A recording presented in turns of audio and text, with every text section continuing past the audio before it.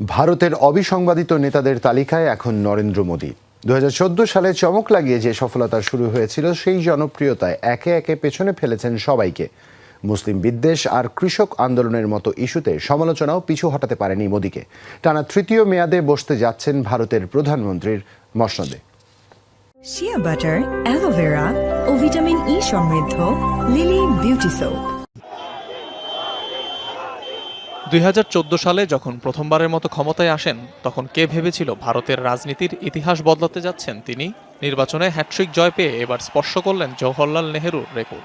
এবারের লোকসভা নির্বাচনে গেরুয়া রং কিছুটা ফিকে হলেও শরিকদের নিয়ে ক্ষমতার মসনদে বসতে যাচ্ছেন নরেন্দ্র মোদী। এর আগে দুই নির্বাচনে একক সংখ্যাগরিষ্ঠতা নিয়ে ক্ষমতায় গিয়েছিল বিজেপি। এবার 400 আসনের লক্ষ্যমাত্রা নিয়ে প্রচার শুরু করলেও ফলাফলে বড় ধাক্কা খান মোদী। তবে বড় ধরনের বিপর্যয় থেকে রক্ষা পান তার নেতৃত্বাধীন এনডিএ জোটের কল্যাণে।